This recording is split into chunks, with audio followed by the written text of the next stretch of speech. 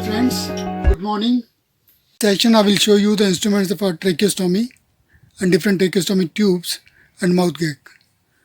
So first, after putting the incision for the tracheostomy, then we retract the muscles. So that you can see there are two type of these hooks. This is very sharp and this is blunt. So we have two types of hook, you can see. So this sharp that tracheal hook is used for fixating the trachea. So it will be engaging the cricoid cartilage. And this blunt, with this we can retract the isthmus of the thyroid gland, and as well as we can even retract the step muscles also if need be. So you can see that this has got double hook and this is a single. And similarly this is again of double hook. So they are for, again I will repeat, this is for retracting the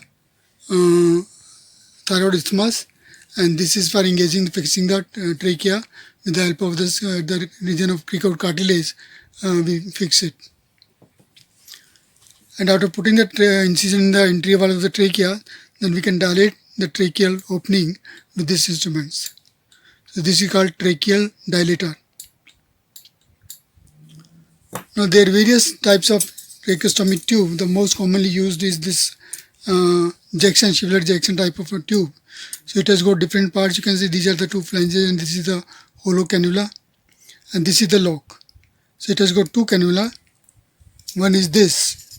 This is called inner cannula, and this is outer cannula. And you can see inner cannula is a little longer than the outer cannula, because if the tube is blocked, if this is a little bigger size, so the inner tube will first get blocked, and this inner tube we can remove for cleaning. Okay, so after cleaning, then again we can insert this, and after inserting, then we should lock it, so accidentally it should not come out, because if it comes out, then the chances of blocking the outer tube, that will be there.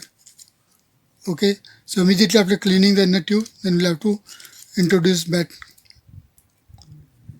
And you can see this fenestra. Here we can pass this gauze piece and strap we can pass, and we can tie it with the neck, to the neck. Okay, so this is metallic tube, Shivler-Jackson, you can understand. Now I will show you the plastic tubes. This is the plastic tube, simple plastic tube, and again it has got two parts. This inner cannula, and this is called the pilot.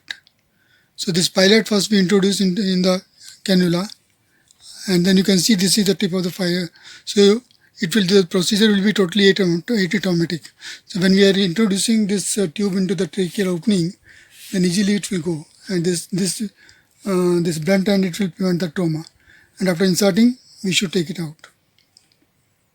Again here we can put the strap and we can tie with the neck. Then we have the cuff tube. Now this cuff tube is used specifically for the patients who are on ventilator. So patients who are on ventilator, if they need tracheostomy, so after performing tracheostomy, we use this cuff tube. This cuff tube, again it has got the pilot. It can be removed like this. Okay, so when we are introducing, at that time this pilot should be in situ, and after introducing, then we should take it out, and then we should fix it. Again we can part the steps here. You can see these two fenestras, so that we can part the step and tie it to the neck. Now I will show you how the cuff is inflated. Now this is the outer cuff and this is the inner cuff. So when we will insert the air, then both these bulb, you will see, both these cuffs, they will dilate.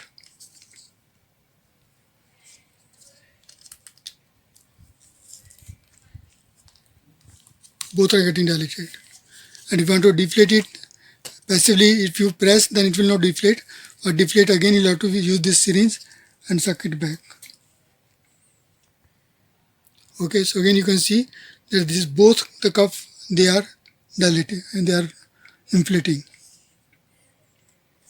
Okay, so this cuff will not allow the secretions to go in.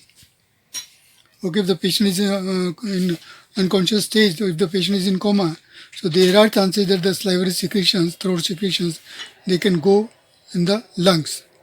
But this arrangement, this cuff, will not allow the secretions to go below this level. And then when your patient is on ventilator, at that time we should not have any leak of the air. So it will prevent the leak of the air if the patient is on the ventilator. Then now I will show you the mouth gag. And this you can see these are three this Doyne's mouth gag. And as per the age of the patient, size of the mouth, we can select this, and you can see that it is again self-retaining when we open, and you can see the lock here. It will not allow the gag to close. So if we wish to close, then again we'll have to press this. So when we are introducing, we will be introducing like this. Usually we introduce near the premolar molar region, and then we dilate like this.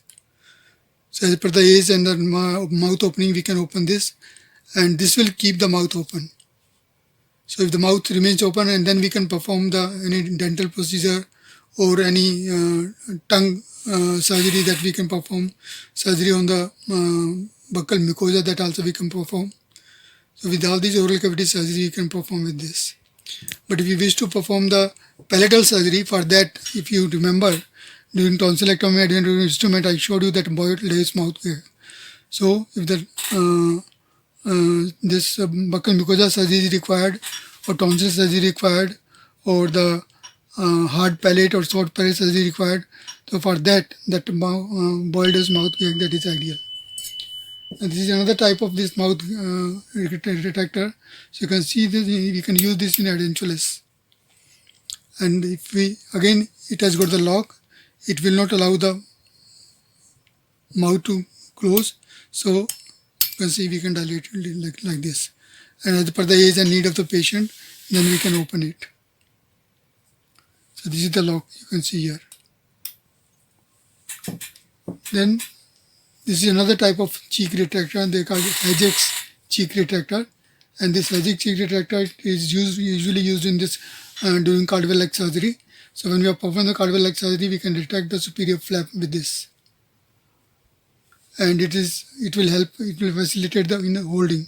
So like that, it can be held by the assistant, and this end will retract the upper flap or upper flap of this cardiac. When we are performing cardiac surgery, we put incision in the canine fossa, and we elevate the mucosa and the periosteum, and after retracting, then we can retract this upper flap like this.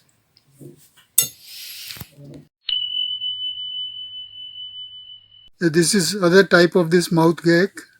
Similar instrument already we have seen.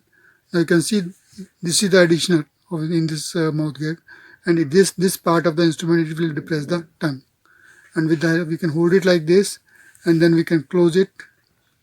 And if you wish to open it, again we'll have to press it and open it like this. So it is again self-retaining. Once it is opened, then it will not get closed. So for closing, you'll have to press this, and then you can close. Again, similarly for opening also, you'll have to press, and then you can open. So with the help of this, we can perform the buccal mucosa surgery, or if there is some region in the alveolus that we can manage, and even the lesion of hard palate and soft palate, that also we can try with this instrument. So already I have shown you the tracheostomy tube, but at that time this inner pilot was not there. So these are the three parts of this ciliary ejection tracheostomy tube. This is the outermost part, and you can see the lock here. So out of making opening in the anterior wall of the trachea, then we introduce this, and this is the stylet, and this is also called pilot of the tracheostomy tube. So this should be inserted like this. So you can see this end, and then with this we introduce the tube into the opening that we have made in the anterior wall of the trachea.